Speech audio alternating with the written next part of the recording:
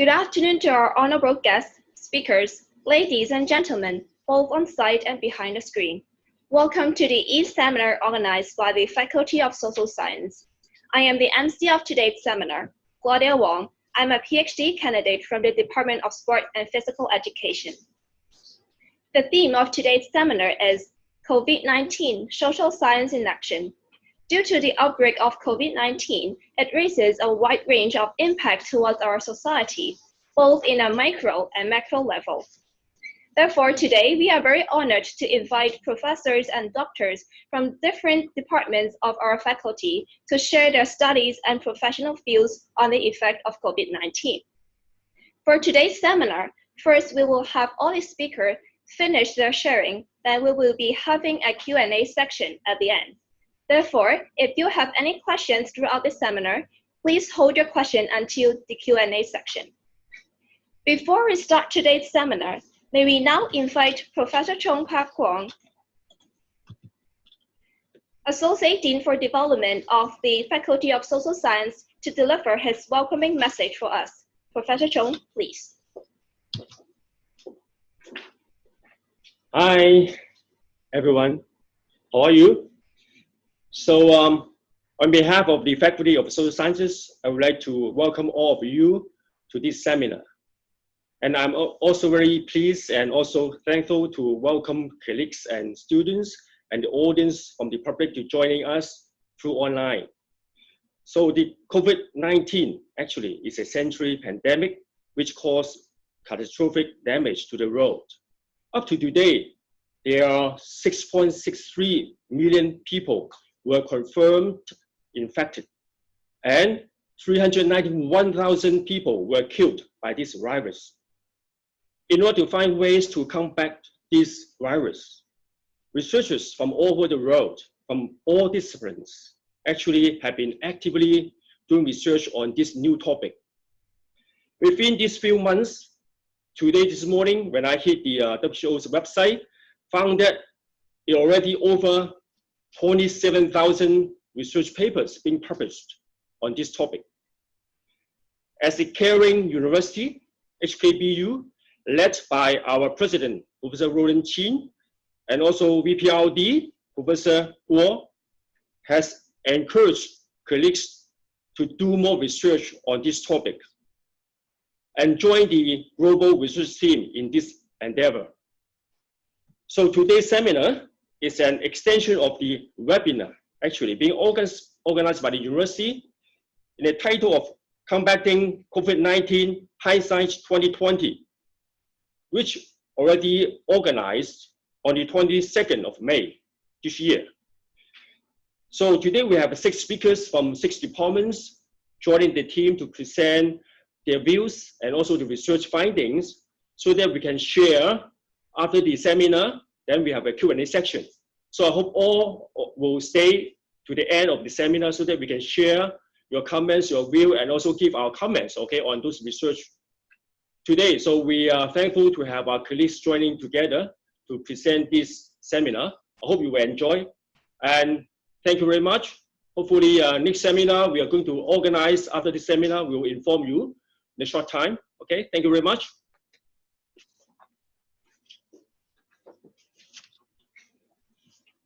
Thank you, Professor Chung. Please be seated.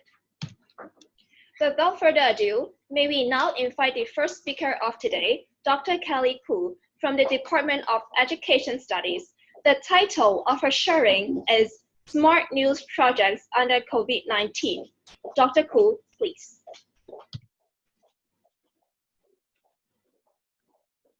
Hello, audience. Really glad to be a part of the seminar and to share with you the Smart News project. There are research and education initiatives that we've been working on, and then there are other activities that we've been planning to do under the context of COVID-19. Overall, the Smart News project aims at empowering our teenage news user to make smart and responsible news choices, given how social media has drastically changed the way we interact and we experience the news. We want our children and teenagers to know that journalists and media are not the only gatekeeper to quality news. news consumers, news users are responsible as well. And there are ways they can learn how to do through education. Just a brief overview of the Smart News project before I go into the specifics. The project is supported by 2 government funding. We began with a policy research completed in 2018, where we looked at the age group 12 to 18, the challenges they experience as they encounter the news on social media.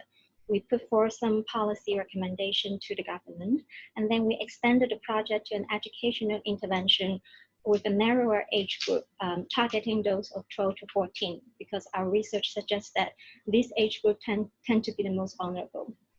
And the second project has just started last September. The 2 projects received close to 3.7 million funding from the government and involved collaboration between colleagues of Education Studies, GIS, as well as colleagues from journalism of VU and journalism of Hong Kong U. In the midst of the pandemic, I'm sure that we are aware that we're not just fighting against the spread of the virus itself. This is a time, I believe, that many parts of the world withdraw from their public social life and rely mostly on social media for communication. Clean news has become ever more important during this pandemic. Clean news information, accurate news information is what we relied on to make health decisions at a personal level and as a community level and as a society level. This is also a time where we are fighting against the spread of fake news, misinformation, false information, news information that are leaning, biased, exaggerated in different ways. See if you are aware of news stories like this one, claiming coronavirus is a bioweapon developed by the Chinese, or that there is a linkage between the 5G mobile network and the virus. And then there are also news messages that are simply incorrect or are aiming to create fear. Now, these kind of news stories, they can go viral through the dissemination chain of social media. Whenever we tweet, retweet, we share, we like, we comment, we mention this news story to another person on social media. Whenever we do any of those behavior, we become part of the dissemination chain. We produce and we reproduce the news on social media. Any one of us can be a part of it. That includes our children and teenagers. Children and teenagers are often being neglected in the research of news user. If you Google Scholar, news user in terms of the age group of children and teenagers, you find a handful of results before 2016, I think. Back in 2018, I remember when I first pitched my project to local schools, local secondary school, I was looking for school partners for the project. A common response I received from teachers would be that our students aren't interested in the news. Our students don't watch the news. Our students don't care about the news. They don't read the news. That is before the social movement and the COVID-19.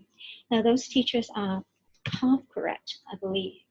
Starting 2017, we see growing interest from all over the world on this age group. These are the research report covers, investigating news in America's kids, news in Australian children, and then a research report we put forth about Hong Kong adolescents. All of these research reports share a similar message. It's that children and teenagers are interested in the news. Their experience of the news, however, are very different from the adult news user. Instead of sitting in front of the instead of sitting in front of a TV, online news website or newspaper to seek out the news, their experience with the news is often accidental, as in they bump into the news, they encounter the news instead of seeking out the news on purpose. So in a way, the news reach out to them through social media algorithms. And such algorithms are often not determined by remote media authority. Those algorithms are pretty much determined by their preferences, by their social peers. So There's a lot about children's experience with the news that requires research that are misunderstood by adults. And research has been telling us that children and teenagers are sophisticated users of social media. They're social media natives. They learn about the world, they stay in touch with the world's current affair through Facebook Live broadcasts, through Twitter, through Reddit, through Weibo, through YouTube, etc. But they're new to news information. They're naive user of news information. I want to show you a little bit more specific of the data of those reports. As you can see, these reports are interested in children as young as 10 years old, right? Australian children, only 7% of them said they do not access to the news. Quarter of them said they do that very often. Half of them said they sometimes access the news. Almost half of the American students say that they don't know if they can tell a fake news story from a real one. More than half of them said they never ever verified a news story. 1 in 5 said that they received some kind of lesson in school to help them work out if the news story are true or can be trusted. I think this number is much, much lower in Hong Kong. This is our own data published in 2019. Among over 1,500 students of the age group 12 to 18 we investigated, one third of them said they share news on a daily basis. Half of them say they would skip news they disagree with. They have no idea about personalized news filtering algorithm of the social media. Essentially, if you ask them, do you know that with different Facebook accounts, the news story that are recommended on your news feed might be different? They're not aware of this. They believe that accurate and good quality news information are not in control of the consumers, of the news user, and are completely in control by the media. So the consumer and news user are passive and helpless in a sense. In our study, we created a little test using real life news. I think the story that we used at that time was about minor organ donation policy consultation of Hong Kong. We asked them to read the news and rate the source credibility, evidence presented, whether there's missing information, fairness and balancing in reporting. And we scored their performance, and only 1/3 of them were found to pass our assessment. So what do we do? Now, there are voices saying that children and teenagers are victims of social media. The social media platform need to step up the game to do better control over fake news, which I believe is true. And I think a lot of the platforms are doing that. During the COVID-19 crisis, for instance, Facebook has banned any posting on untruthful claim about the face masks having 100% guaranteed protection against the virus.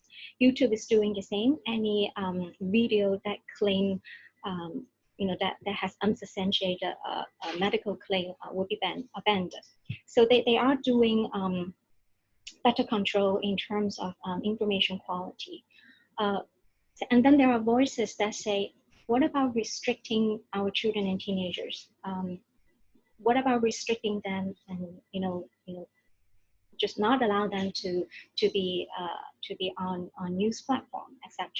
We could do that. I believe some schools are doing that, but there is an alternative way as well. I mapped out the education activities of news literacy around the globe. This is incomprehensive, and this is slightly outdated because I'm reusing this slide I created a year ago. So what I believe is that right now you will see more and more institute and school around the world that are providing courses about news literacy. Look at our Asia neighborhood. The Japanese teaching, in Japan, teachers are teaching news literacy and incorporating the teaching of news literacy in their regular curriculum and beginning at the elementary level. Taiwan has a news literacy curriculum beginning at secondary school level. Singapore has, as we are all aware, launched policy against fake news, and a lot of the schools are starting at secondary one. My collaborator at Hong Kong U are doing news literacy courses with Vietnam and Malaysia. USA, of course, has developed news literacy curriculum at different education levels, starting from middle school, high school, university, etc. Hong Kong is a bit behind, but we are catching up. So there is no doubt that news literacy education is an important goal to achieve. So the Smart News project is creating lessons. We're creating 10 lessons that will be provided for free to all local secondary school students of 12 to 14. These lessons will be published in two forms. First of all, in a printed form for teachers to use in face-to-face regular classroom teaching. We will also create these lessons in the mobile app as a mobile app, so all students can do self-learning on their own. Within the 10 lessons, we want to teach students about fake news is a buzzword, it's a catchy word. So we want them to understand the different types of misinformation, the extent of falseness, intention to harm, etc. We want to give them tools so that they could spot a fake news, to verify news information, to report fake news if needed.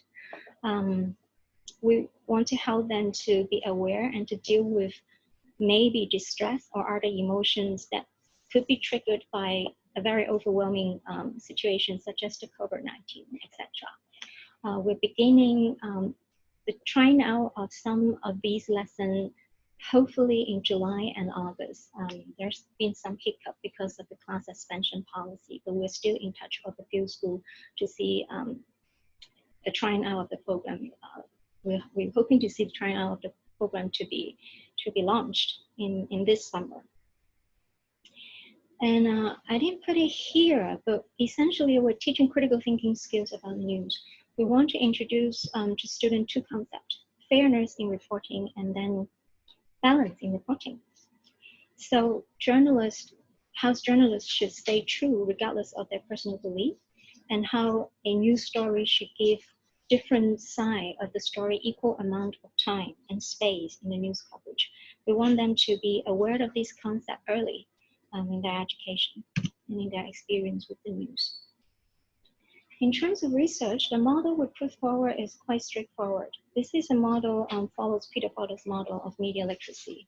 We believe that a greater knowledge about what is in the news, how news is produced, how the effect of news might have on the audience, as well as skills people can be equipped in evaluating news quality, will lead to a greater sense of control and consciousness over news experience, particularly over media's influence. So a perception that there are actions I can take as a news audience, that I'm not completely at the mercy of the media to grant me accurate and clean news information is vital, I believe.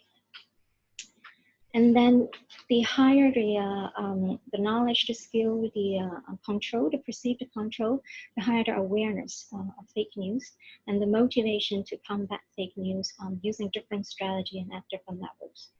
Fact checking would be an entry strategy. You check the date, you check the number, etc. But we are also interested in how children and teenagers would learn to manage their social media. There are settings that you can manage on social media platform that will help you to select quality news. And then there are information correction strategy and confrontation strategy. To what extent children and teenagers are willing to correct misinformation about news stories that are shared by their friends, etc., and how they would do that. So these we will begin data collection again in July using different methods depending on our negotiation with the school. And then here I have some subsequent research proposal. Dr. Song from BU Journalism is leading a proposal. These are under proposal writing. So just to give the audience an idea on some subsequent actions that we can do to extend the research a little bit further. Dr. Sung is interested in news diffusion of COVID-19 through online forums, local online forums. She will use the data mining technique. In a sense, she will download all the content during a set period about COVID-19, and we will look at teenagers' motivation to, again, on information correction, confrontation, etc. Dr. Zhang from, again, journalism is putting forth a COP application, creating a BU fact-checking community, and I'm glad to be a part of this. I'm also interested in how different information representation can help to reduce optimism bias during pandemic decision-making, for instance, whether you should get tested or not. So all in all, I believe the Smart News project is one that addresses real-world problems. We want to benefit the community. We want to raise public awareness. And we want to provide schools and students what they need to better navigate the digital information age. And we will continue to work with educators, researchers, media partners, students, etc. All in all, the project will reach over 240,000 students. To make the app fun, we are trying out new technology. We will do, we'll incorporate augmented reality as an interactive game, hopefully to enhance students' motivation to use the app. And the app itself is also a built-in data collection. We have cloud service available that will allow us to gather data in the next 5 years about students' experience with these. I think that's all for me today. If you have sharing, comments, and questions, please let me know during the Q&A session.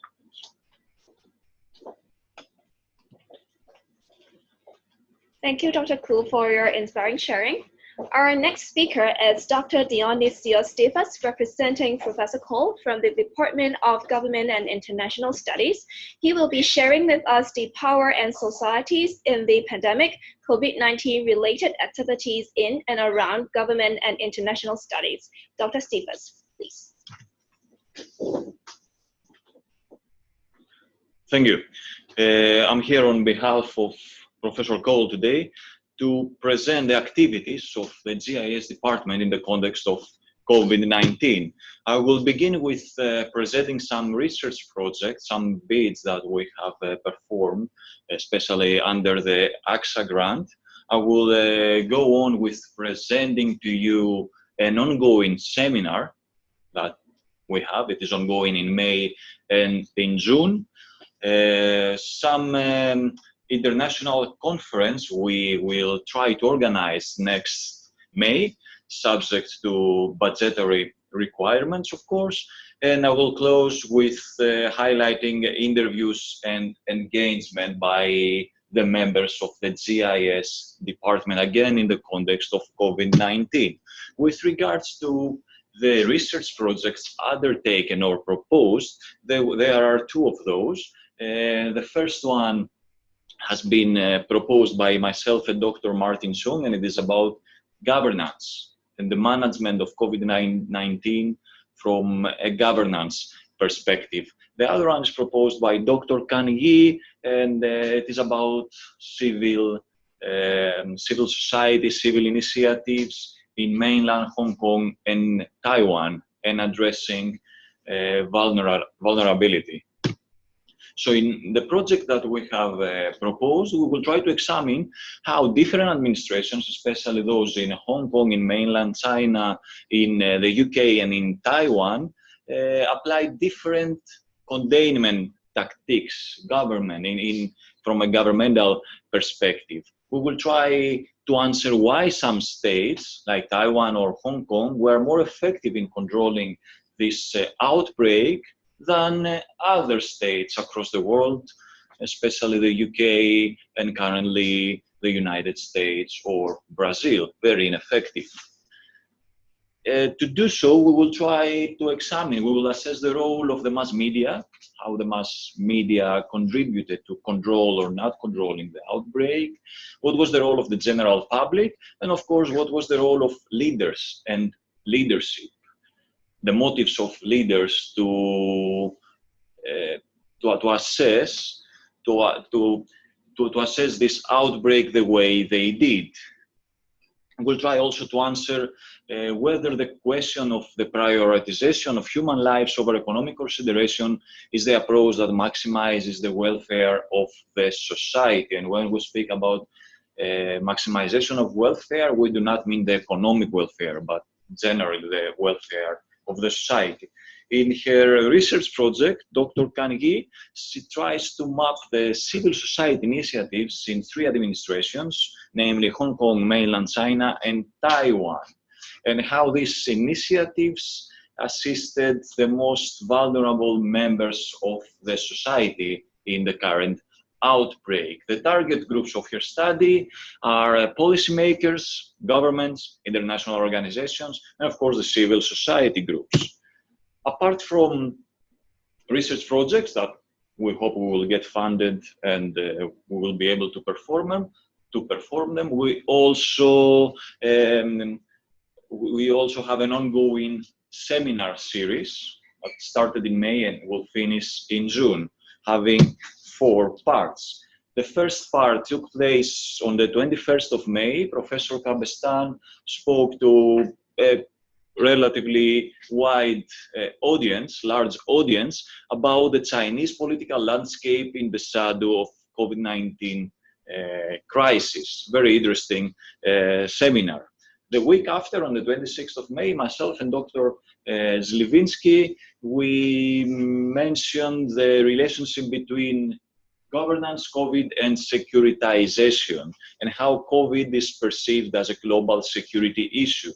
We emphasize the problem with international organizations and also with national governments, that they focus their attention in the past, and the funding as well, on hard security issues, traditional security issues, nuclear weapons, guns, real war, but they didn't take into account soft security issues like climate change, migration, or COVID-19. Highly infectious communicable diseases that they seem to be much more destructive than an actual war. Next week, Professor Cole will speak about trust, transparency, and transnational lessons from COVID-19 from an interdisciplinarity perspective also. The last session of this seminar, Dr. Emily Tran from our department will speak about power and societies in the pandemic, a global and comparative perspective. She will be joined through Zoom by 2 professors, one from France and one from Belgium. Very interesting topic as well. You are all welcome to follow these seminars through Zoom. As a department, in association, of course, with the Department of Sport and Physical Education, we try to organize a conference, an international conference that will take place next May 2021, 20th and 21st of May. The title of this conference will be Trust, Transparency, Paradox, and Transnational Lessons from the ongoing COVID-19 outbreak. It will have 5 sessions, a keynote speech, and a final roundtable. The keynote will possibly be given by Professor Cole and will be about trust, transparency, and coronavirus. The first session will be about the COVID stress, the psychological damage that this situation has caused to many people in a global perspective, the global perspectives and implications from this COVID stress project. The second session will be about civil society and governance, again from a comparative perspective. Third session will focus on economic implications of COVID-19, which possibly will be more observable and apparent by next year. We will know how the current situation has affected the economies across the world. The fourth session will be about trust and transparency, especially political trust and transparency. And the fifth will be about governance and societies in the pandemic. The starting point of this the conference will be, of course, the observed mistrust under the current situation. We see mistrust in different levels. mistrust in interpersonal levels, individuals, they don't trust each other anymore, mistrust in the community level, sometimes the individuals, they don't trust civil society, but we mainly see a mistrust in the political level. Individuals, citizens, they tend not to trust very much their governments or even the international organizations. Centered on the core theme of restoring trust, this international conference will debate solutions for reviving disrupted relationships at the individual, community, and collective levels. The function of the conference will be that of diagnosis, transparency, and repair, restoration of trust. We see a paradox here. Under normal circumstances, under normal situations, transparency is possibly the cure for mistrust. When we observe that there's no trust in political leaders, sometimes these political leaders, there's authorities, they try to be more transparent, and in this way they restore trust. But we observe the paradox under the current situation that transparency is not the cure. Transparency causes more mistrust under the current situation. So we will try in this international conference to see how this relationship between trust and transparency works in order to restore trust in governments. The aim for impact will be to contribute to rebuilding trust, understood in a multidisciplinary sense. Apart from the research projects, the conference, and the seminars, members of the department have been interviewed by magazines, journals, newspapers, and some of the members of the department have also published some pieces in op-ed in journals. Jean-Pierre Cabestan, he was interviewed by Al Jazeera Center for Studies on the 19th of April of 2020. Myself and Dr. Emily Tran, we were interviewed by the Hong Kong Economic Journal Monthly. We were interviewed in March, but the interviews, our opinion was presented in the edition of April of this magazine. I also have published an article at the beginning of March. The article was first published in the Conversation. It was about state power in China, hyper-securitization, and the lasting effects of securitization in China. It was co-edited with an associate professor from Ningbo Nottingham University. It was picked up by the renowned National Interest, the English version, then the Conversation translated also in France and published it, and then it was again, the French version was picked up from the famous La Libre newspaper in Belgium. At the moment it has close to 30,000 views, this article. Members of the department try also to publish in journals and also in op-eds currently. But from a political science perspective, we need to have more concrete results in order to articulate our opinions more better. It is not like the hard sciences. So we see that from in political science, we have cross-cutting themes. Different themes fall under the COVID-19 crisis. We see power and society in the pandemic, global and comparative perspectives. We try to compare countries most of the cases. We try to compare how the governments of different administrations or countries reacted to this outbreak. We try to see what was the role of the civil society in controlling or not controlling the outbreak. We see policy paradox like the one I mentioned before about trust and transparency, mistrust and restoration of trust. That doesn't work like under normal circumstances. We also see trust in and social consent, the role of the general public. Our studies focus on different levels of analysis, from individual to community to national, even to international level. We also observe the phenomenon of policy transfer. where policies taken by one administration, even by one state, they are transferred to another one without much thought. See how, for example, states have taken over this lockdown approach one after the other. And of course, we can also have country-specific case studies. Next steps include, of course, the finalization of this seminar series that we have. We expect the results for the ongoing bids, and we hope to be successful. We prepare for this COVID-19 International Conference that will take place in May 2021.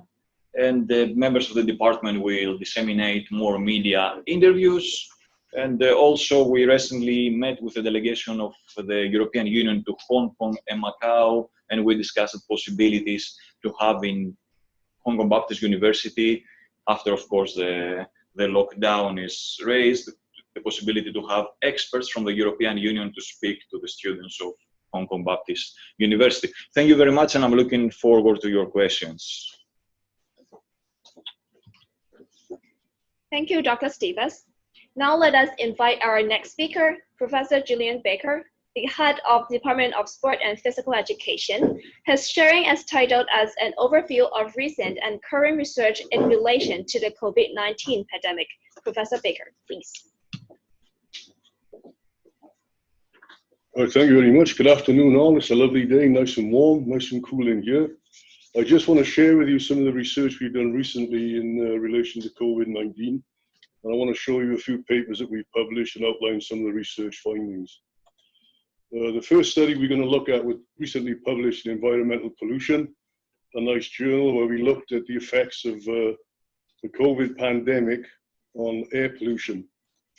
We managed to get some photographs or images, if you like, from one of the satellites in the European Space Agency's Sentinel-5 satellite. As you can see very clearly from the slides there, as a result of the lack of pollution, particularly from cars, CO2 pollution in China, that there was a massive decrease in the pollution mapping in this particular slide. Now, if you calculate this in a macabre kind of way, you know, the deaths caused by COVID and the deaths saved by COVID as a result of air pollution, the air pollution prognosis is more positive, which is an absolutely incredible finding when we think that the pandemic is very, very severe. It's killing lots and lots of people.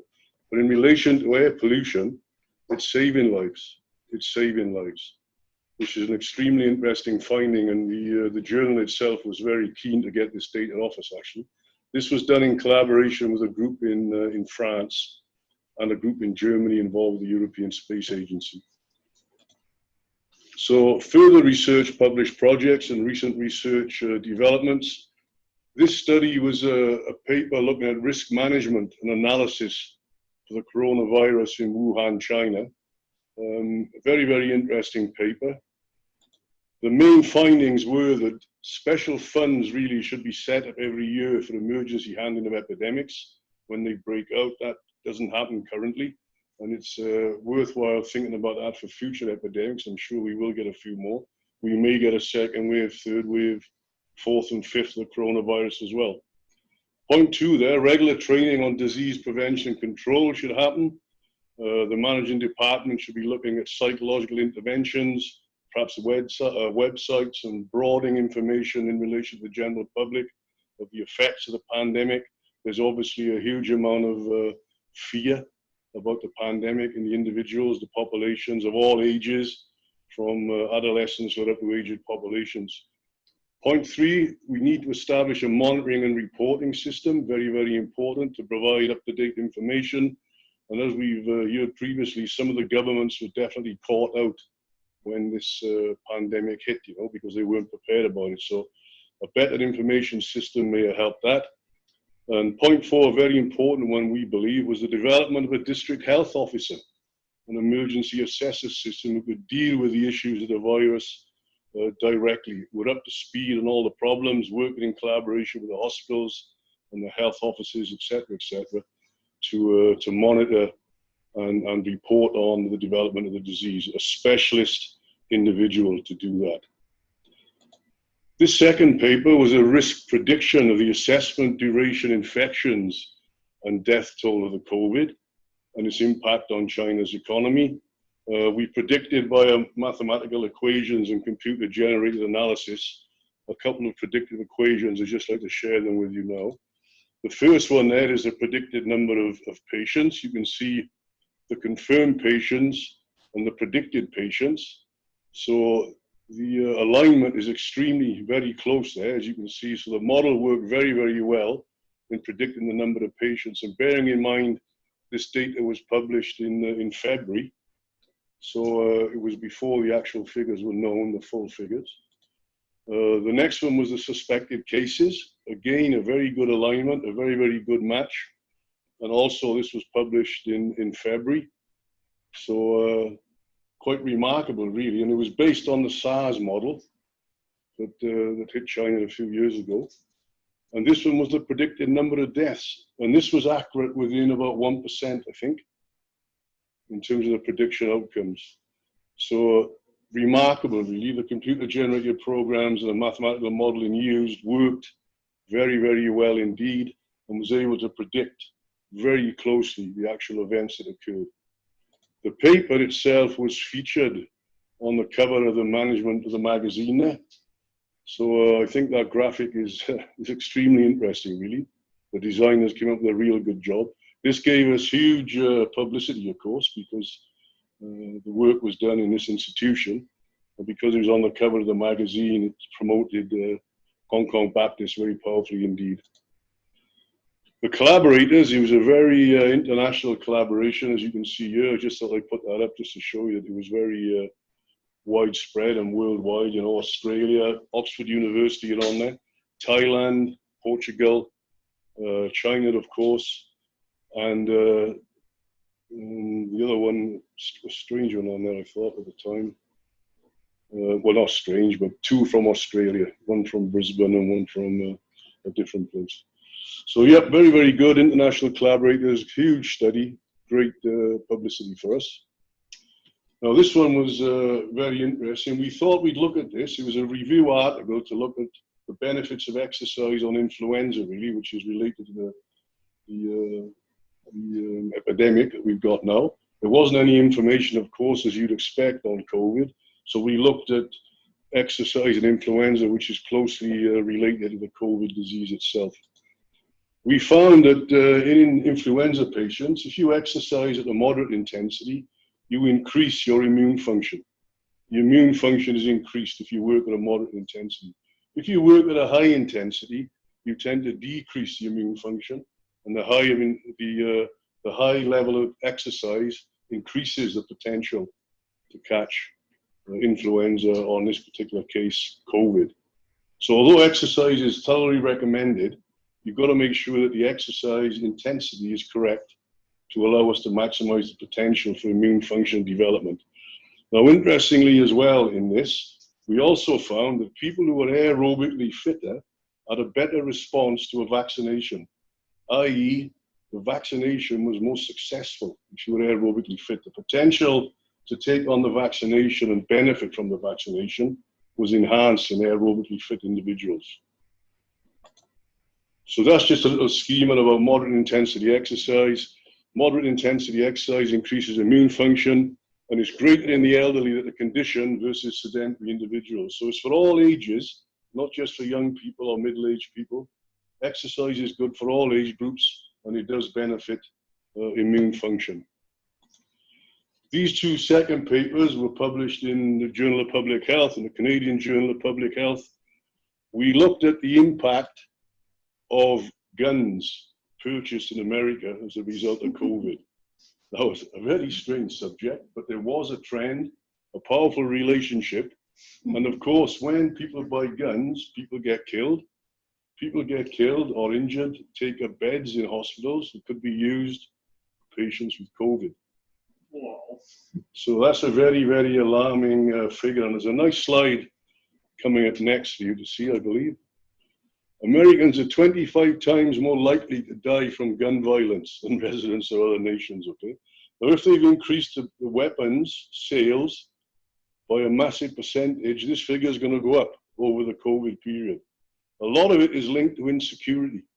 They buy weapons because they're fearful of being burgled or being dying or being frail as a result of the COVID pandemic.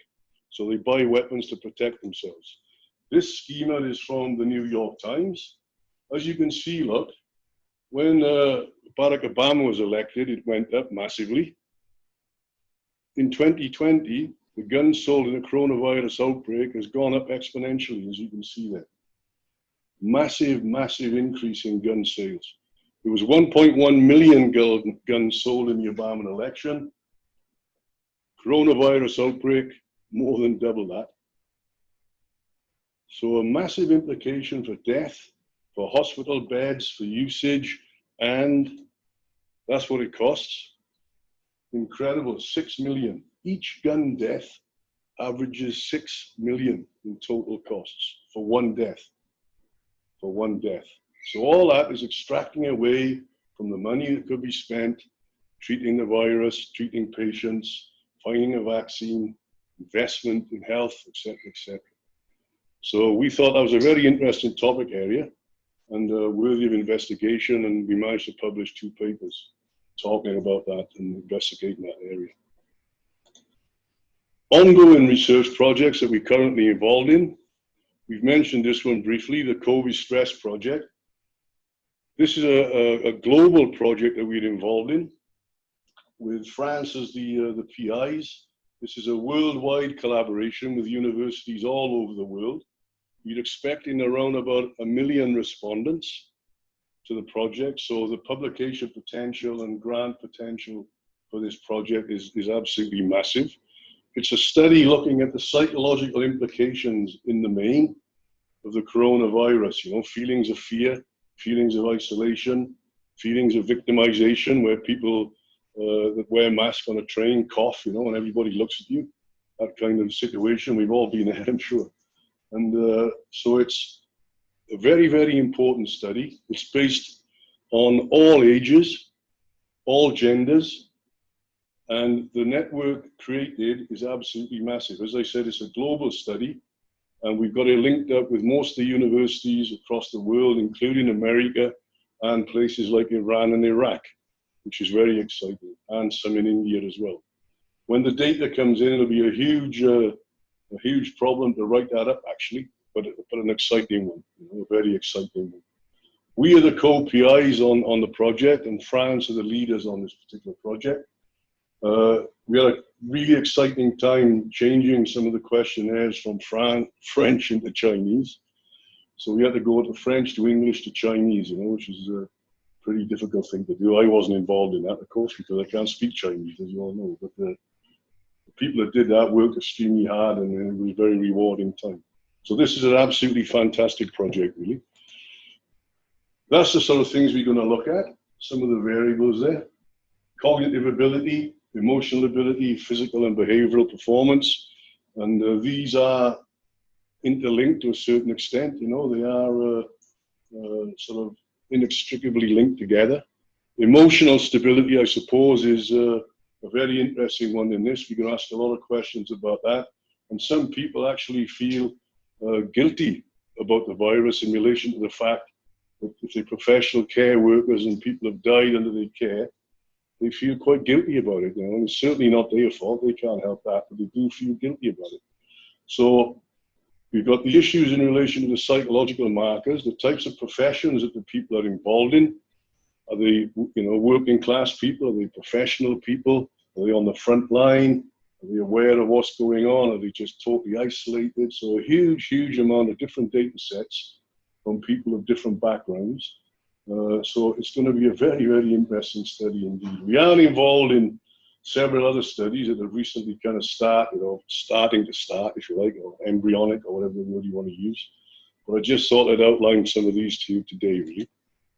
That's the team involved in the study from Hong Kong Baptist University.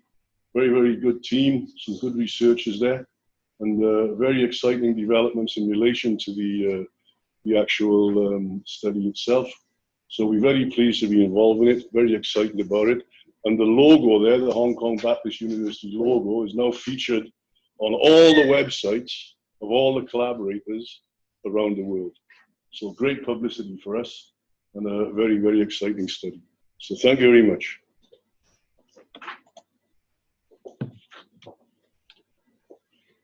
So thank you, Professor Baker's comprehensive sharing. Next, we will be having Dr. Kwok and Dr. Meng from the Department of Geography to share their studies on the number of COVID-19 and the environment. Dr. Chung and Dr. Gao, please. Thank you very much for the introduction. I'm from the Department of Geography, and this presentation has two parts, and I will go for the first part. You know that I'm from Geography, so why we are talking about COVID-19? You know that geographers like to go out, like to have fun. We are really on the earth. But when we're talking about virus, why does it relate to us? So that here I just give some introduction about that. For geographer, we know about diffusion. We know that how the virus is go everywhere. We also know that about different kind of tools. We know environmental dynamics, so that we know that what is the environmental factor controlling about the virus. So that today the presentation in my first part, I will give some of the basic about modeling to understand what is the uncertainty and also decision making related with our model. And then after that, we will have a Dr. Gorman to talk a little bit about the environmental factors controlling that. And then by doing that, you know what is more important about geography here? We are in the social sciences department. We are talking about well-being, so that we're trying to see that how different of us can work together to see that how we use a different model result, use our geographical perspective, work with other people in social science to see that how to make our society better. Okay, so when we talk about modeling, we got the equation. Why that we are doing this model? Because one of my friends from Greece, he's talking with me in April. My department would like to have a model to see that how the virus are going to be changed over the time. They want the numbers. Why he want to know the number? Because he want to know how to distribute the resources. Who are going to get the resources? Who can go to hospital and so on. So that end up that we're talking about that have a very simple model. Why they have a simple model is the people can easily understand. And then at the same time, we can see that what is the thing that we do socially can change different parameters, can then end up that we can lower down the number and so on. So here is the model. I give you 10 seconds to look at that.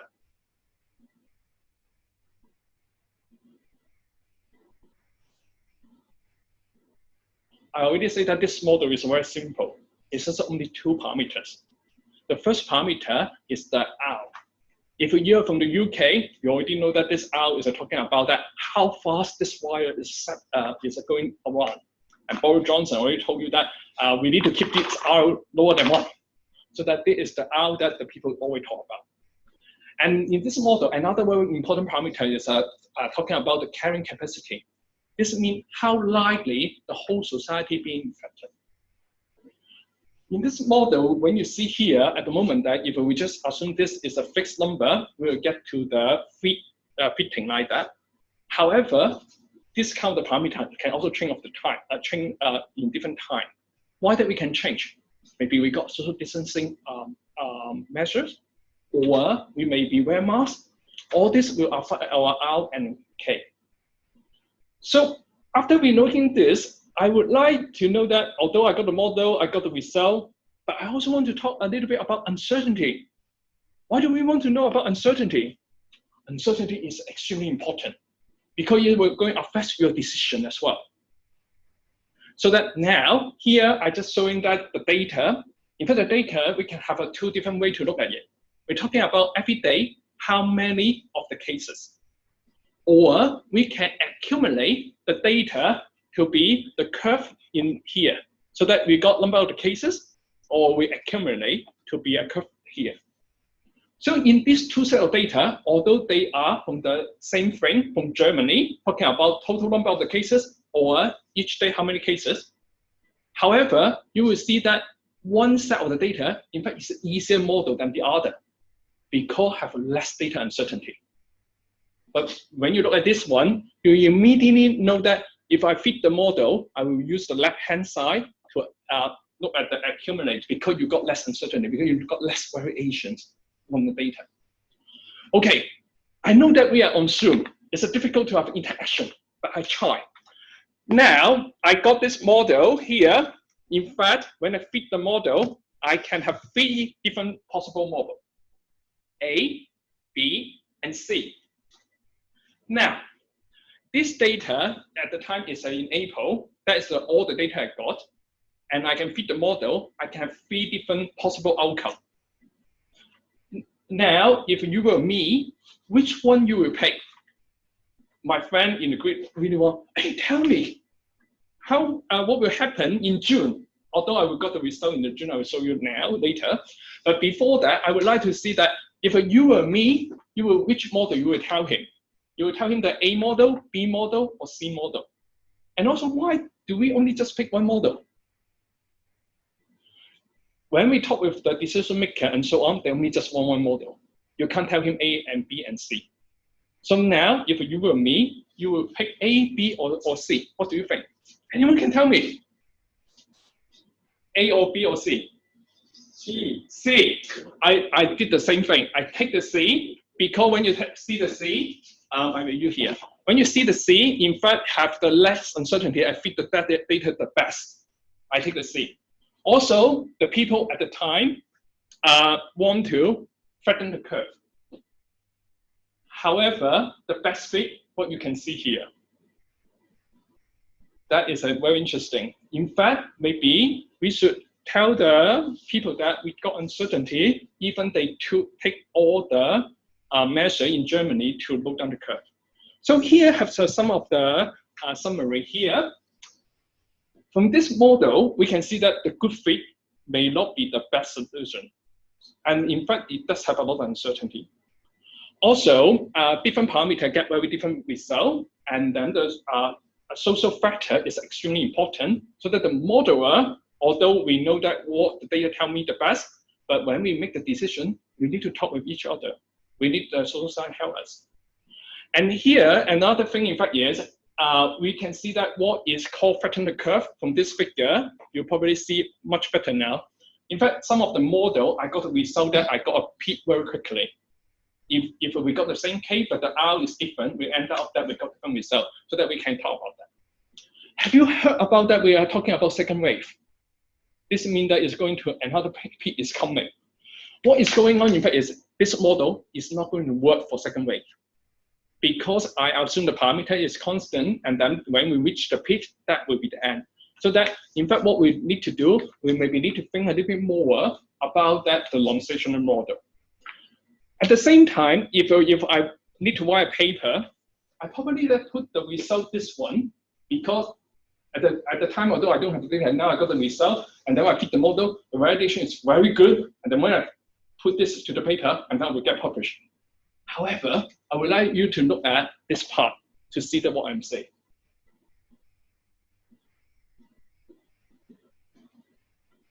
It seems to be that even for us, for scientists, we publish the model and so on. We have different social processes here, and then in fact it's affecting how we say that objective can be not objective at all.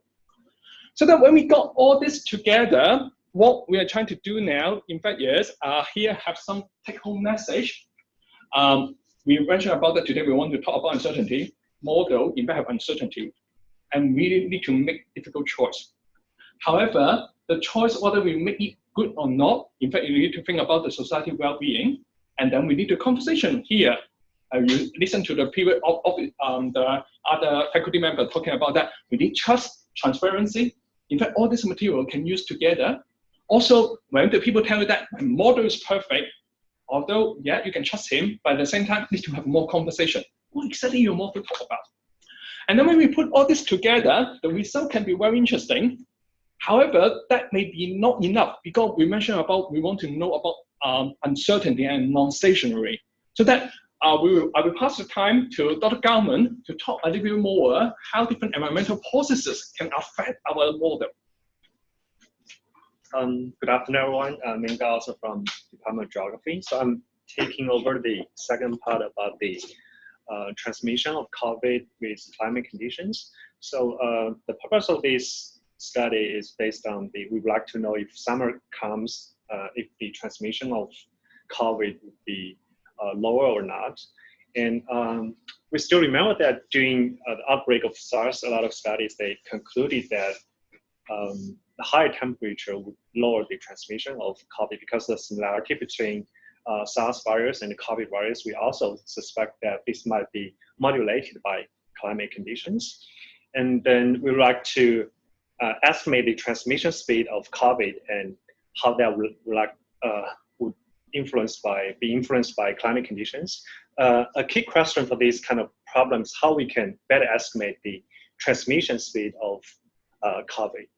There are several studies, they use like the number of daily confirmed cases to represent the transmission speed, but we think that this method is kind of problematic because due to the quality of health service in different countries are quite different, and the daily reported number of cases might not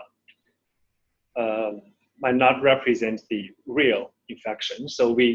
But we think that the actual daily number of deaths might be more reliable than that. So we propose to back calculate the infection with two distributions. The first one is the infection to onset distribution. So this means the period from infection to the onset of symptoms. And then we also use another distribution, onset to death. That means the period from the onset of symptoms to death. And for modeling the infection, we use the serial interval distribution and also the reproduction number in different countries. For serial interval, we use we assume a gamma distribution with a parameter of 6.5 and scale parameter of 0.62. And these two numbers were taken from the study done for China. And then we assume that this distribution is similar across different countries. And then for modeling the reproduction number, we applied different kinds of intervention policies because different intervention policies can largely affect the reproduction number. And we consider factors including like school closure, banning of public activities, and so on. And then for modeling the onset to death distribution, we assume like we use a population average, the infection fatality ratio, and this ratio is also taken from the study done for China, and we assume the similar for different countries. But for different countries, we know that the age structure and also the patterns of contact are different, and then we also consider this factor in the model. And based on this modeling framework, we can actually estimate the process from infection to death, and then we use the reported deaths to do statistical regression, and we adjust those parameters to find the actual infection that can be used to represent the transmission speed of COVID. And then we link those speed across different countries to climate conditions. And for climate conditions, we use the European real analysis data set that was constructed using like climate model and also with constraints from observation data sets. And the original data was in hourly, and then we calculate daily average for that, and we compare those transmission in the outbreak day, and then connect that with the temperature and the relative humidity on that outbreak day.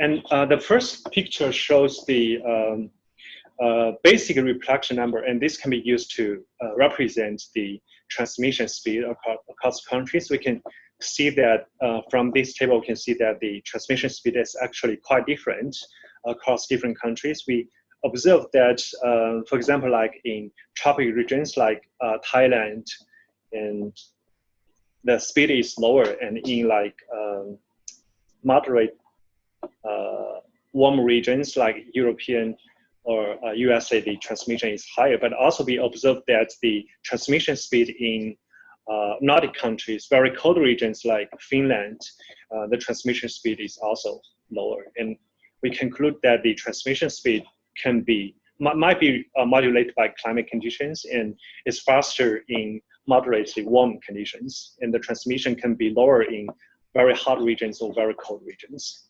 And we also observed that at higher relative humidity, the transmission might be higher.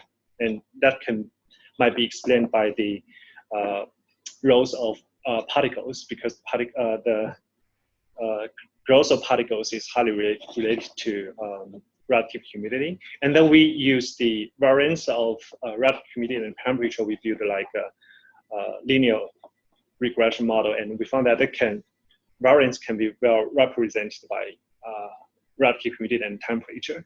But there are still a lot of limitations of current method. So for the current method, we assume that the distribution of serial interval for different countries are the same as China, but actually this might not be true, and that's the most uncertain part of this study. And also we found that the temperature and relativity can only explain part of the variance, and there are also other factors, including like the population density or transportation and so on, can also affect the results.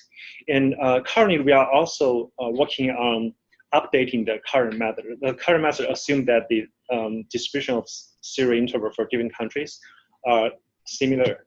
And right now we are using another approach to, with daily report infected cases, to update those parameters in different countries, and hopefully we can find better conclusion based on a more reliable methodology.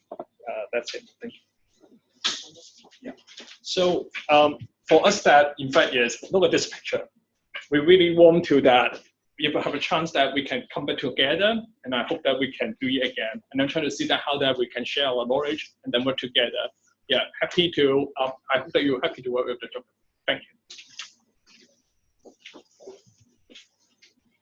Okay, thank you, Dr. Chung and Dr. Gao's interesting sharing. May we now invite our next speaker, Dr. Adam Chung from the Department of Sociology. His topic of today's sharing is Understanding the Impacts of Social Distancing on Family Functioning and Well-being, a Proposed Study. Dr. Chung, please. Hello, thank you. I'm Adam Chung from the Department of Sociology. So in this presentation, I'm going to talk about a proposed study, a proposal we recently submitted to a research grant. And the purpose of this study is to understand the impact of social distancing on personal and family well-being. So COVID-19, social distancing is very important, plays a very important role in the COVID-19 pandemic. What is so special about COVID-19 is that it's a new disease that we don't have any specific antiviral treatment yet. So the healthcare system rely on supportive care. A lot of patients need to be hospitalized for a significant period of time, so it gives a heavy burden on the healthcare system. And so we need to try to slow down the transmissions to buy time for the healthcare system. And another problem for COVID-19 is that we don't have any effective vaccines available yet. So what most countries are doing now is trying to slowing down the spread of the disease by social distancing. So this is what we call the curve flattening approach, flattening the curve. So the purpose of it is to buy time for the scientists, the medical scientists, to develop vaccines and treatment, as well as to give time for the healthcare systems to take care of the patients. But the curve flattening approach is actually a variable package. See, it's a package of different measures, a package of different policies combined.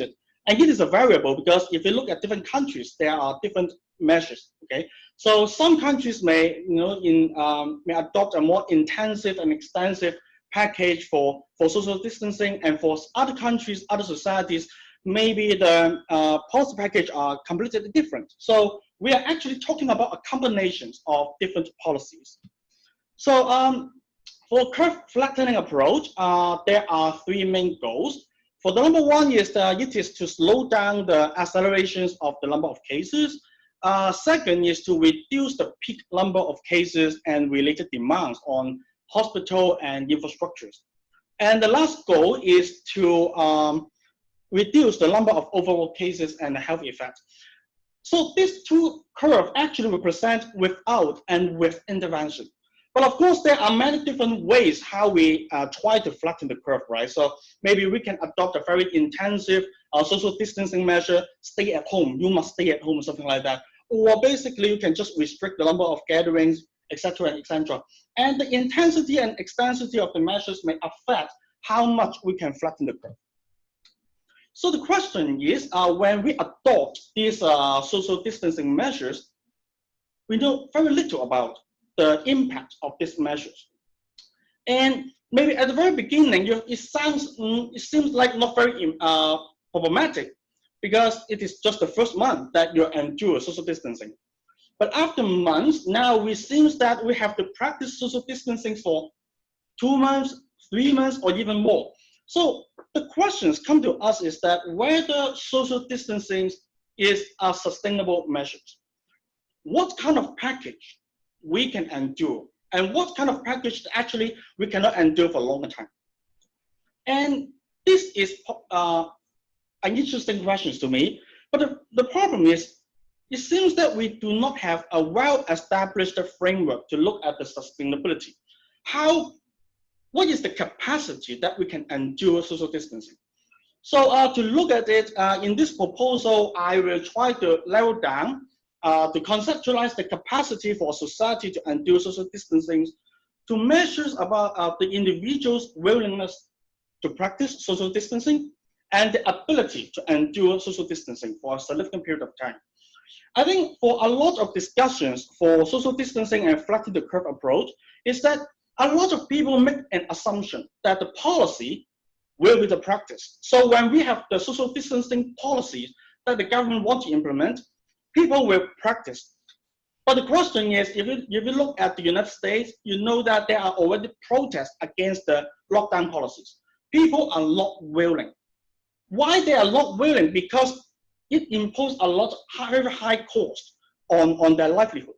So we can actually conceptualize this capacity to endure social distancing varying among social contexts. So in some social contexts, like for example in the United States, where a lot of people are actually under flexible employment, under contract employment.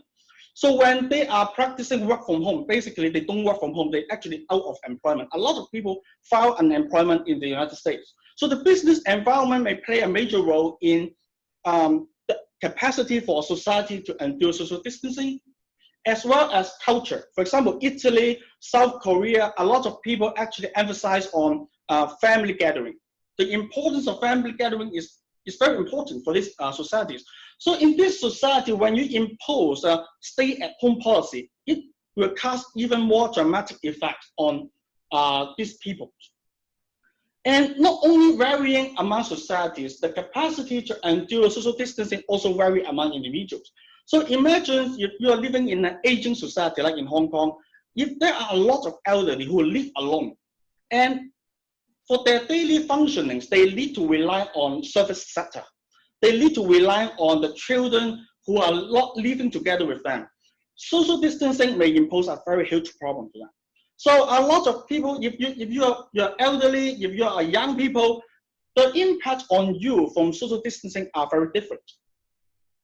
The problem to study the capacity to endure social distancing is that now we do not have a very well-established framework in the literature because this is new. I think we don't have this social distancing measures in place for many years. So we don't have a lot of studies talking about it. Not only we don't have a theoretical framework to conceptualize it, we don't have data. So that is why we need to study it. And the significance of studying social distancing is because it is probably not the last pandemic we are going to face. It is probably not the last time we are going to implement social distancing in our future. maybe very soon we will see a possible next wave of social distance, a pandemic, or maybe there's another pandemic coming. So to better prepare our society to endure possible social distancing in the future, we need to study it. And more importantly is that we need to find a way to allocate resources to assist the leading member more effectively. Of course, we already have some rough idea that who are more affected by this social distancing measure. Of course, elderly who live alone will be more affected. But the problem is, what is the prevalence of the problem? How common the problem is and how harsh the problem is. We need data to talk about it. And then only by knowing the breadth and the depth of the problem, we can know how to allocate resources more effectively. And studying social distancing also have theoretical significance because we know that from society to society, some society are more aggressive, more progressive in adopting more intensive containment strategies out than the other societies.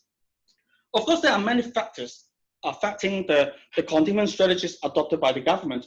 Maybe the seriousness of the illness, maybe the infection rate, maybe the political regime, institution as well. But maybe it is also a response to the capacity to the society of to endure social distancing.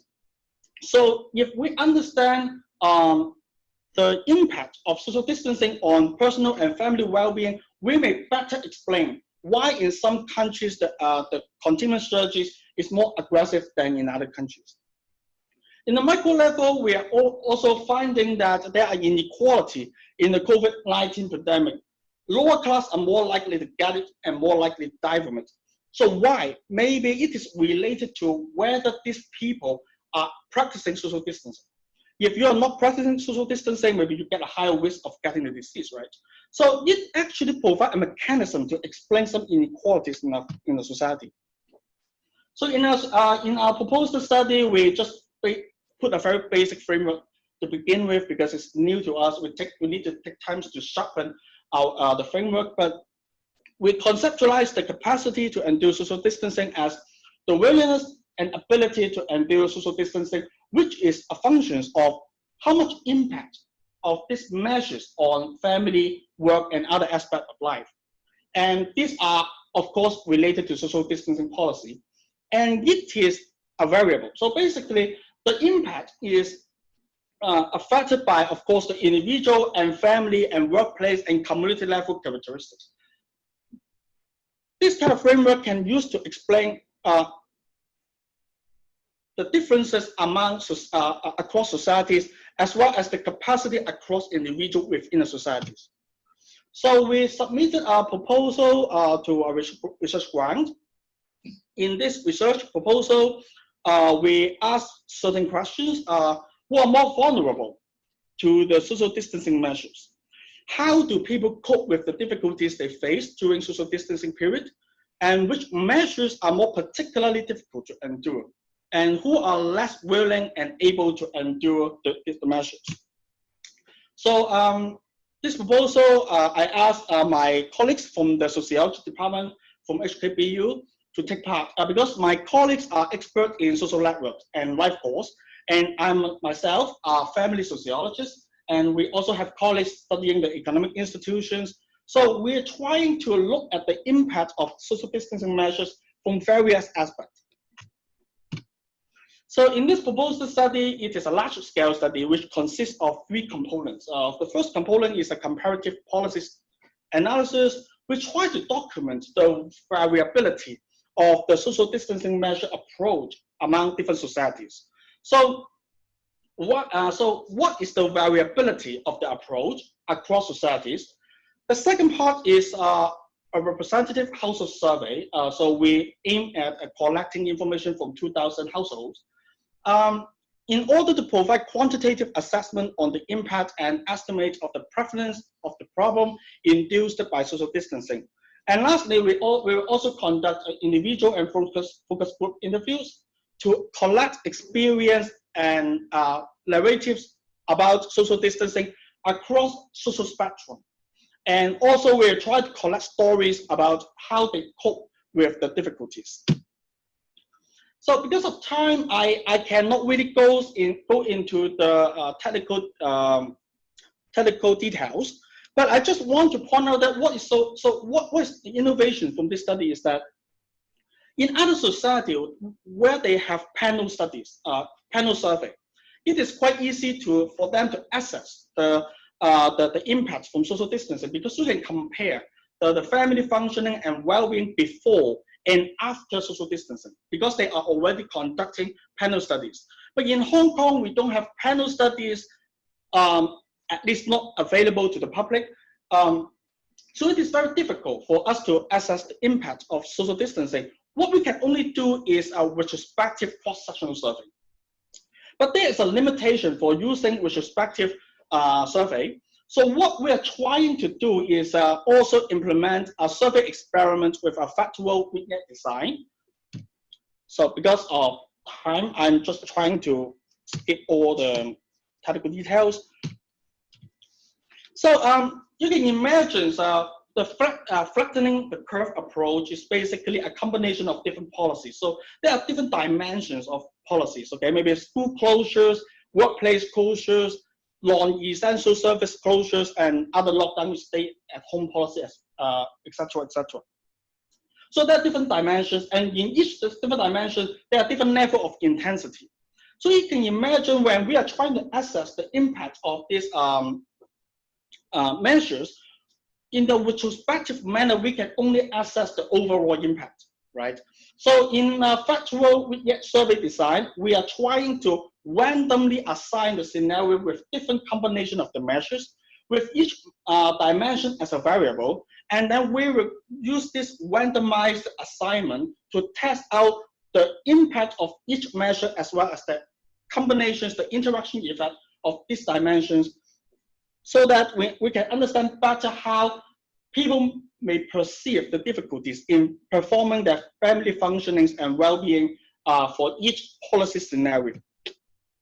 So concluding, I think it is very important to acknowledge the unintended consequence. Now it seems the discussion about social distancing is all on health-oriented, but we also need to look at the long, the impact of the policies on family life and personal well-being. So the next step, we are going to wait for the grant result, but we probably also submit other proposal to more grant agency in the short future. That's it. Thank you very much. Thank you, Dr. Chen. So may we now invite the last speaker of today, Dr. Kwok from the Department of Social Work. He will be sharing with us about the researching on community work under COVID-19. Dr. Fong, please.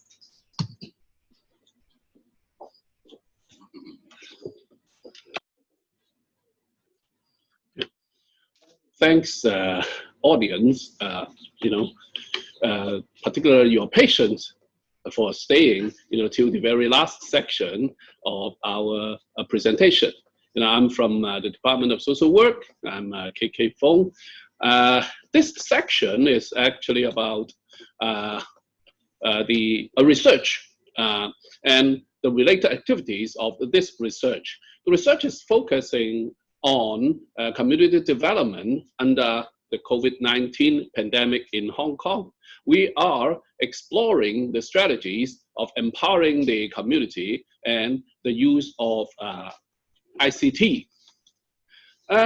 Guess everyone familiar with the COVID-19 pandemic now, because we are experiencing it and we are still, enduring it.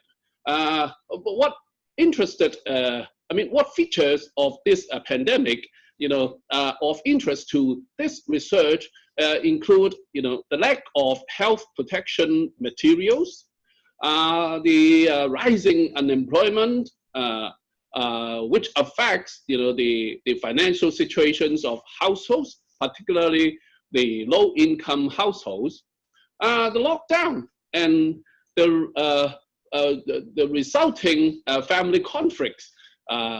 Actually, Dr. Zhang, has been reporting on a research on that.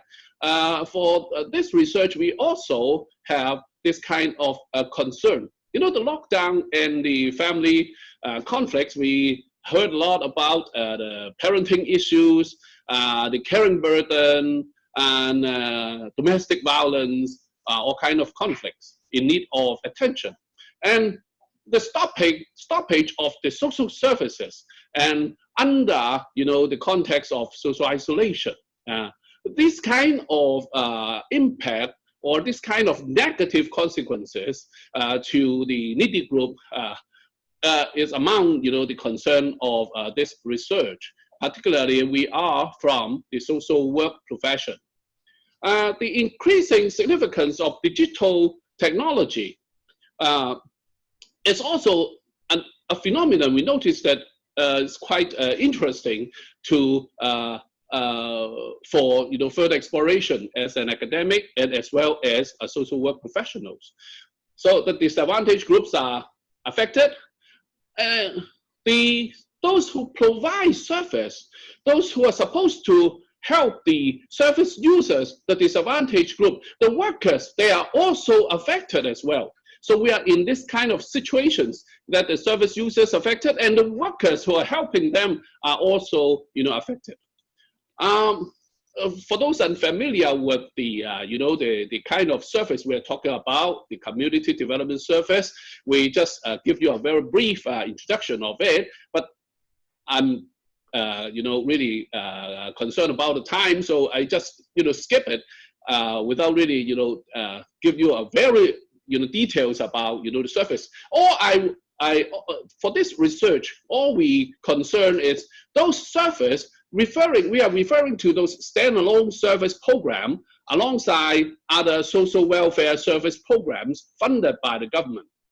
And this kind of service has, the kind of characteristics of emphasizing and focusing and emphasizing the collective helping capacity of the disadvantaged groups. And servicing those disadvantaged groups in this kind of programs are mostly the social workers, the professional social workers. These are the objective. It's aiming at building community strength, promoting mutual help, encouraging community cohesion and participation, and serving the needs of the disadvantaged groups. And in real life operations for this kind of service, it's the workers usually mobilize resources to support the deprived group, developing what we call the social capital or social network, developing the social support and the self-help among the disadvantaged communities. It also aims at empowering the disadvantaged communities by developing their capacities to solve problems and improve their livelihood. For those interested in the, the theoretical part, the academic issues, we just want to tell you that there are different strategies or models in implementing this kind of service. And the focus, despite this, continuous development, and because of the issue of time, we are not, really dealing with this, technical details. The focus is the worker have to, keep this kind of face-to-face contact with the service users, and using network and developing their network and sustaining their network in order to facilitate, their participation and their way of, dealing with their own needs. So in actual operation in Hong Kong, we see workers reaching out to individuals and families through home visits and community stations. We see them providing tangible and intangible support. They run groups to facilitate their mutual support. They provide information, regarding social welfare policies, health, housing, all kind of information. And they organize community education programs to address, those knowledge gaps related to their, problems. And they conduct community research studies and as well as advocating for the macro policy change. This service sector, however, experience kind of substantial impact since the 2000s, because since 2000s, the social welfare sector experienced what we call lump sum grant welfare reform. In short, we call it the lump sum grant welfare reform. Actually, it is a kind of new public management related or a kind of reform. It reflects the new public management or the NPM principles of corporatization, performance measure, and competitive bidding. In short, it's instilling or incorporating the market mechanism within the social welfare sector. And this kind of change, ended up in 1, 2, 3, 4, 5, 6 impacts. Okay, what's interested us is the services are segmented, fragmented, and what interested us in this research is the cooperative relationship among the NGO, among the service suppliers. Their cooperative relationship were weakened, and it also worsen, the working conditions of the social worker. It amplified the regulatory power of the government as a funder, and it nurtured, a lot of resistance among the social workers to the change as well. Now we have the COVID-19 pandemic. What's interesting is we have the health risk of the workers also, suffer the same as the service user. We have the lockdown and also the stoppage of most community service units. So, and also we have the social distancing policies in place. So the situation is how to balance the health need of worker and the service need of the disadvantaged group, because reaching out and networking as are the essential work approach for community service. At the same time, we also heard that utilizing the ICT for service delivery is a kind of new development, but how prevalent is it? How does it work? So it comes out, the idea about a research. This research, community development under COVID-19 pandemic in Hong Kong, is exactly, the research I'm now presenting to you. The research, is conducted by me, and as well as, a group of colleagues who are focusing on the macro practice within our department. The research objectives. The objectives involve exploring how the social workers deliver the needed service to the disadvantaged community during the lockdown. How ICT helps with the access to the resources and the limitations involved. How social workers sustain the neighborhood connection. How the communities are empowered using, different strategies now. And what are the emerged constraints and challenges to be handled? We use a qualitative research design involving in-depth interview and the focus group interview. And we use purposive sampling and targeting at those NGOs who have, reached out to disadvantaged communities during the, the pandemic. And we also, focus on the type of disadvantaged communities they serve, and also the type of service setting. To facilitate, our sample recruitment, and also as a professional social work, as a professional social workers, we also react to the present change through organizing a Zoom conference. The Zoom conference was organized on the May 7th, focusing on community work amid COVID-19 pandemic. The conference was co-organized by an international organization, the IACD, or the International Association for Community Development. And we have our department and also the faculty involved as co-organizer. We have 13 community development projects doing their presentation. We have 200 registrants and 170 participants. They stay to the very last moment of the seminar. The conference aimed at, sharing the experience among NGO in supporting the community using the community work approach, exploring the strengths and challenges of community work approach in dealing with crisis in the community. Amid the crisis, developing institutional partnership among community development service for capacity building in service delivery and crisis management. Actually, it's the research is at a preliminary stage, so what we managed to do is share to you some preliminary findings we have.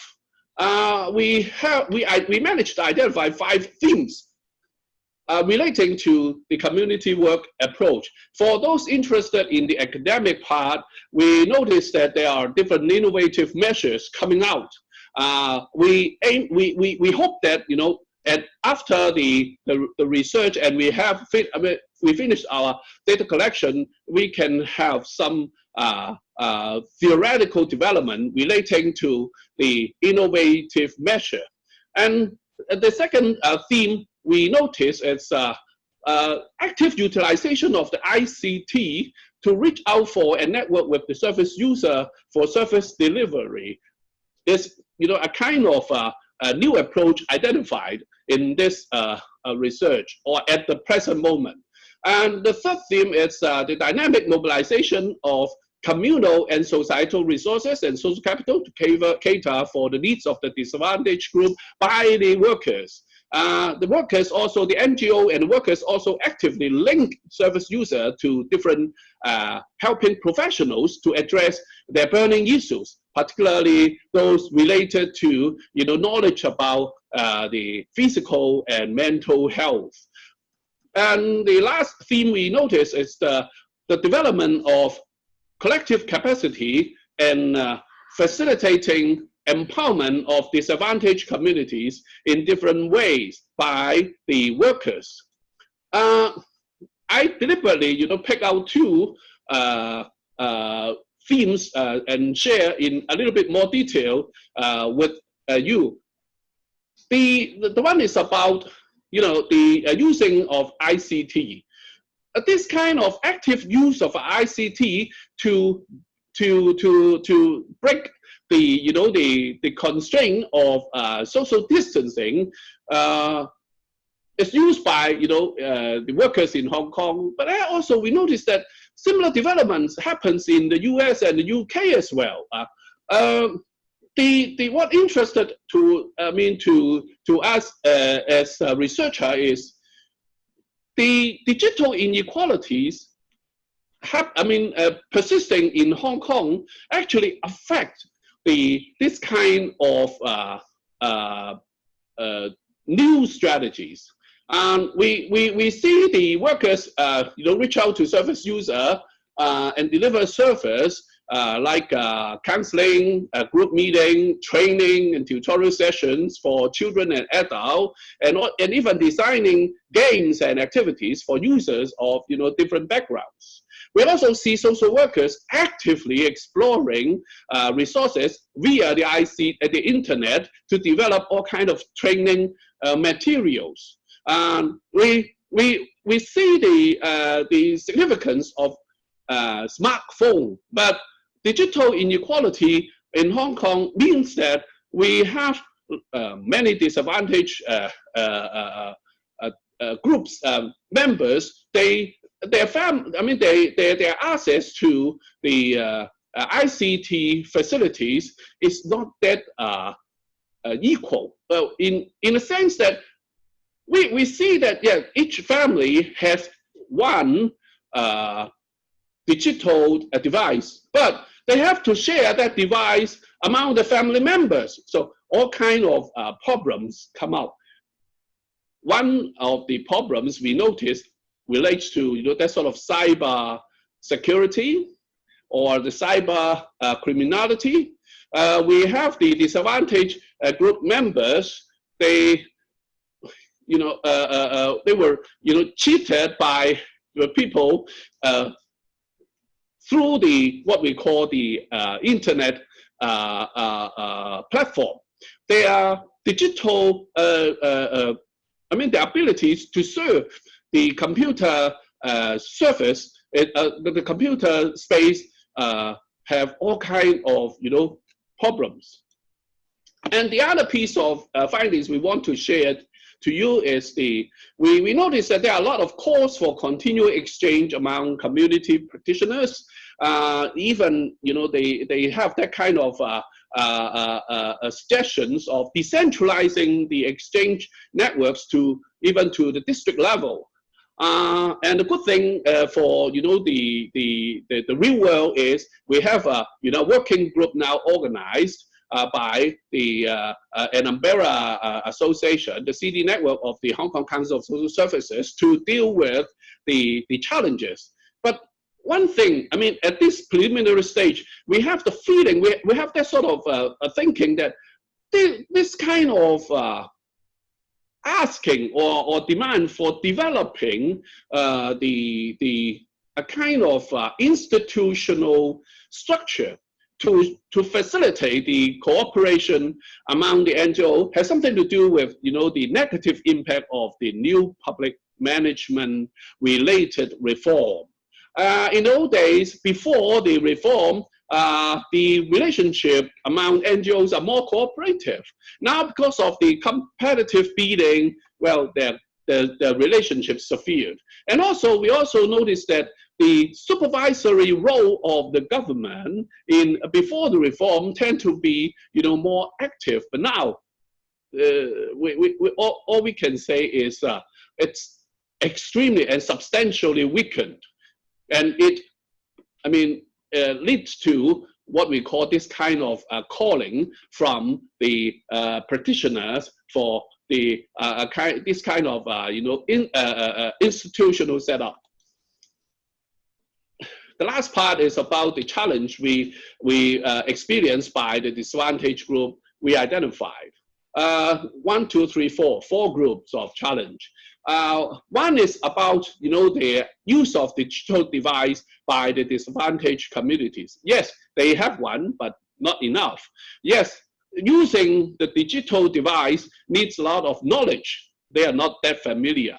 And for the children, they need that device for online learning. But then the parents have problems of supervising them because the device is now always with them now, the whole day. How to deal with it? And also, you need resources for making that device to work properly. And the disadvantaged groups, they do not have enough resources for that. In the old days, it's just what we call something nice to do, but now, no, it's a necessity. Then how to deal with it? The second group are those burning issues, including like unemployment, including what we call the shortage of proper social welfare services, and the stopping of social welfare services from serving the service users. The third group, it's about the sustainability of the welfare support to the disadvantaged communities. Yes, we have a lot of civil and philanthropic associations initiates to help the disadvantaged groups with all kind of tangible goods and even money. But the point is, first, it's not enough. Second, what's critical is it's not sustainable, because when we talk to the workers involved, they said, we are now worrying that if there's really that kind of second wave, then will these resources come up again? And then the last part of finding, it's the struggling among the community workers to cope with the competing demand from different funders. lot of suggestions coming up, and it's they who are in charge of delivering these kind of help to the disadvantaged group, but they still have to service their KPI, particularly the KPI from set up with the major funder, the SAR government. So all this kind of challenge we identified. We have a kind of feeling that they have something to do with the existing socio-economic and political disadvantage experienced by the disadvantaged group. So the COVID-19 pandemic actually exaggerate or reinforce and exaggerated the impact existing within Hong Kong. Our research, we are still doing it, and we will further update you if you are interested in it when our data collection finish, and we might have new findings and also new analysis. So when times come, we are more than happy to share with you again. Before I end the presentation, I have to remind you that all the findings presented are the preliminary findings. So the limitation is some of them might be amended with new data coming up. And thank you for your patience, and comment and questions are welcome. Thank you. Okay, thank you, Dr. Fong. And now we will have around 15 minutes for discussion section. So for the audience who have any questions, please click on the hand raising button at the bottom of the screen. And we are now shifting the camera to the round table. And you may click on the raising button and I will invite you to speak up, or you may type your question in the chat box below and I will read out your questions for our speakers. So may we now invite our first questions. Is there any questions from the audience behind the screen?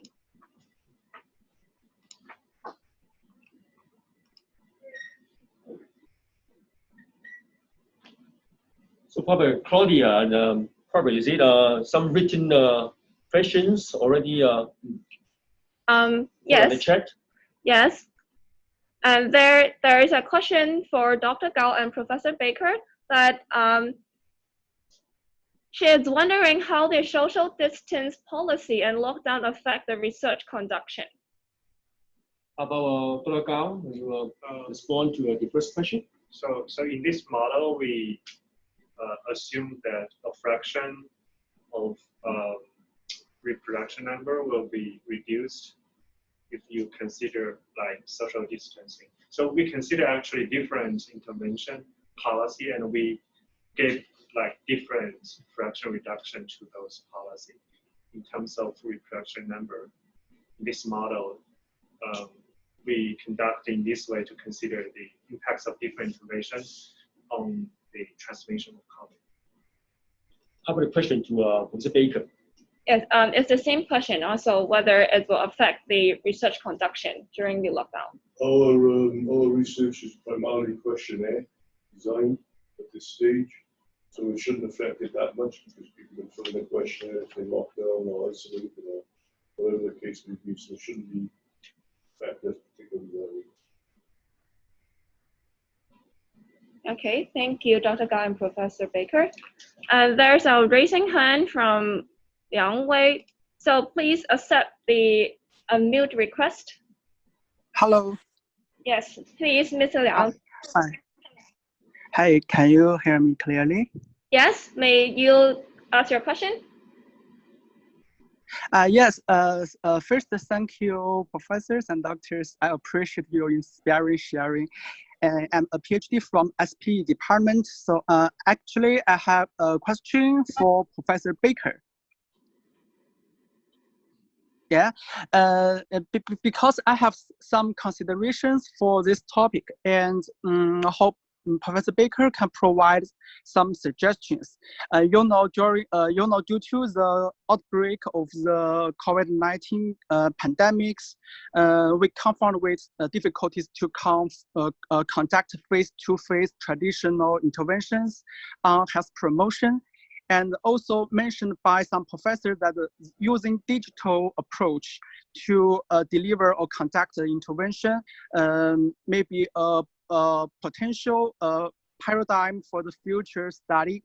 So I think the pandemic, the COVID pandemic, to some extent highlights the potential of using such internet or digital approach. But for different age groups, like for young adults, maybe it's feasible and easier for them to use the digital or the online program. But for older people, maybe it's difficult to conduct such kinds of interventions using this technology. So do you have some suggestions for promoting the digital use or the online intervention among the elderly people? Thank you. I think it's a very worthy study to do that with elderly people, but as you quite rightly say, it is difficult. The problem is to monitor the amount of activity they actually do. How are you going to capture that data? Of course, in young people, you can use accelerometers. One way to do it may be film it or something like that, and record physical activity levels in relationship to some sort of questionnaire kind of design that population. But it is difficult to capture data in elderly populations, particularly during the COVID problems because of the lockdowns. Okay, thank you. And following this question, I want to ask if do you think it's necessary or important to do some aspects of like the psychological rehabilitation for the general population, because experienced the COVID-19 or such kinds of pandemics. Maybe some people are stressful or depression or depressive. So it's necessary to do such research to help them enhance their mental functions. Yes, I think it's very, very important to do research to help change in mental predisposition, particularly behavior change strategies, whereby we could possibly change the behavior, the way they think, the way they perceive the environment they're in, and how they perceive other people in that environment. So certainly, yes, psychological interventions are very important. Okay, thank you. Okay, thank you. Thank you. So we now have another question from the chat box for Dr. Feng, and she is asking, how do the social workers deliver social service to the disadvantaged groups within the community, given their limited resources and quality of ICT? Actually, through our research, we discovered that the social workers has mobilized, actively mobilized resources for that sort of support, and also at the same time they're calling for help.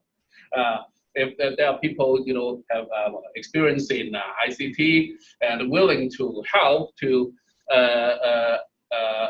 be that kind of guidance or mentor, they're very happy to and look forward to their support.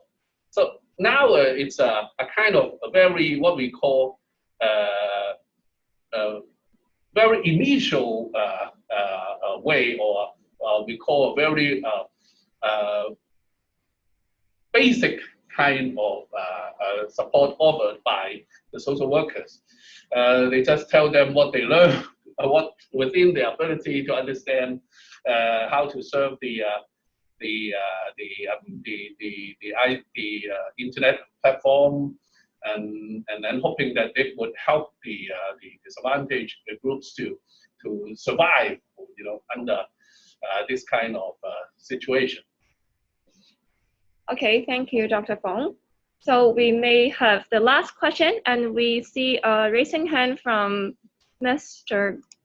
Guy. So yes, please. Yes. Yes. Do you hear me? Yeah, very clear.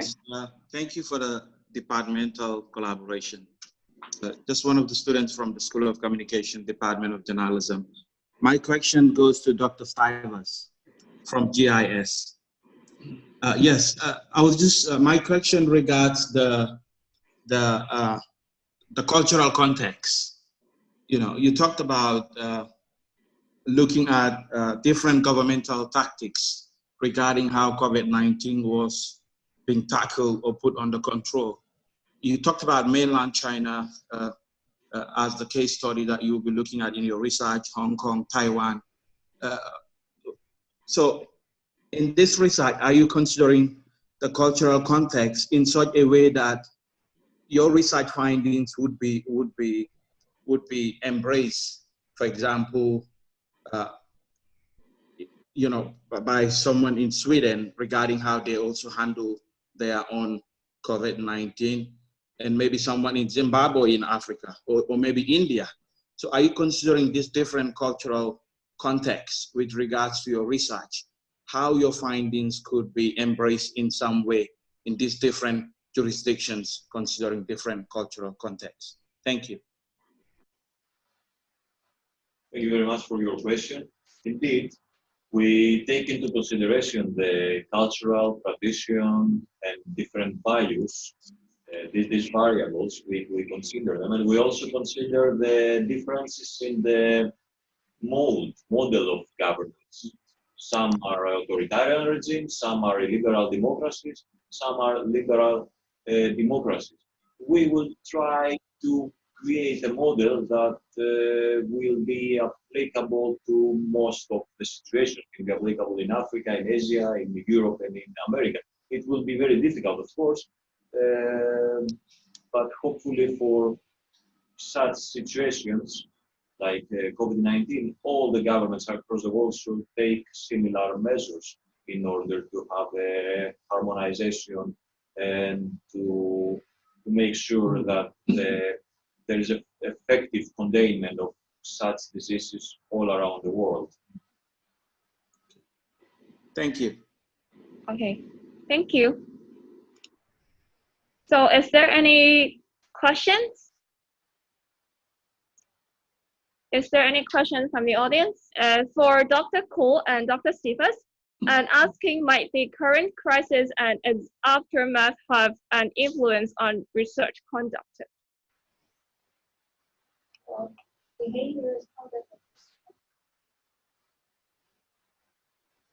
Can you repeat the question, please? Okay, so she is asking, might the current crisis and its aftermath have an influence on research conducted? Can I see a question?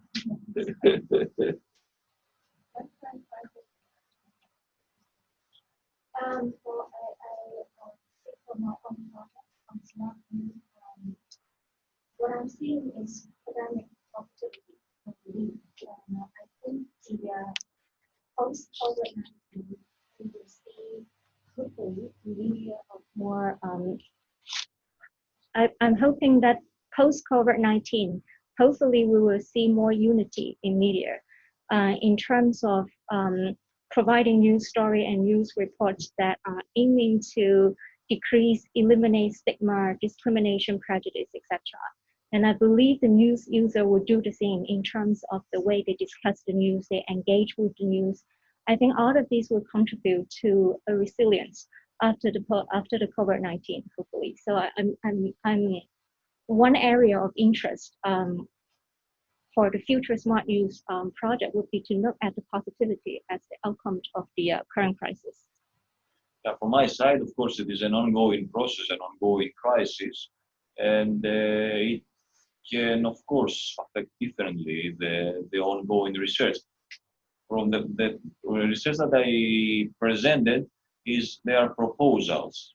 So yes, might some variables and determinants be affected? We might add some other variables like what Malik mentioned before, the values, the mode of governance, but also research on the theoretical framework of securitization that we're using could also be affected.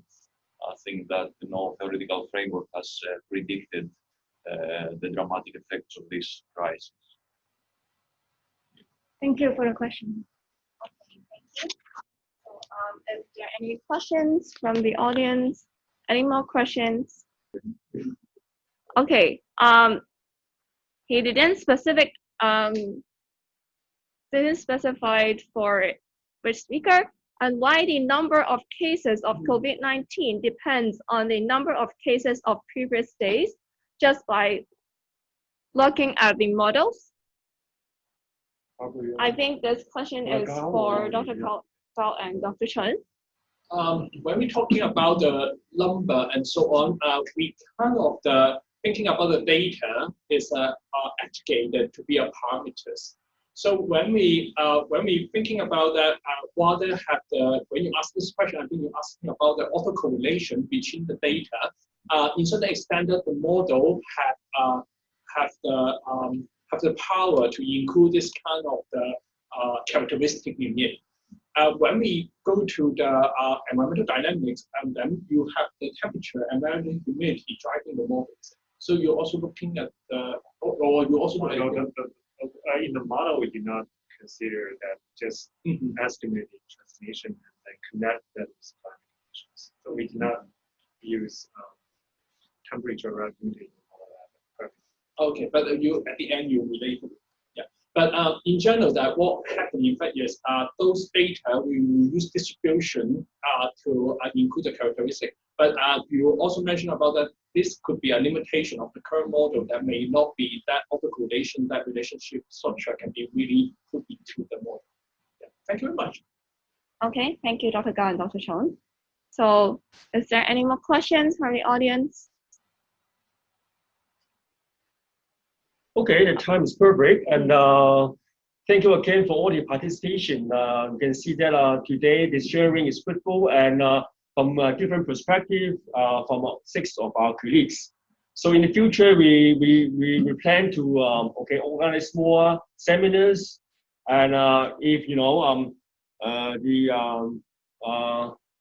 COVID-19 will be more stable, and in the future, we can invite more participants. Okay, come on site to listen to the presentation, and also we will also include in the future. Okay, the Zoom or online, kind of the format, so that we can really extending our participation to overseas, even participants. Okay, so today the presentation, you can see that is some of them they're really in the preliminary and proposed kind of stage, but it's more important for us to share with all the student and colleagues, so that public can be inspired, and then any other new ideas, okay, from your disciplines can join together in the future, and then we can work together. It's more important because that's a very big issue, okay, and can be from different angles, and so that we can really to make up more proposal to in the future to get more findings to address this major problem in the future.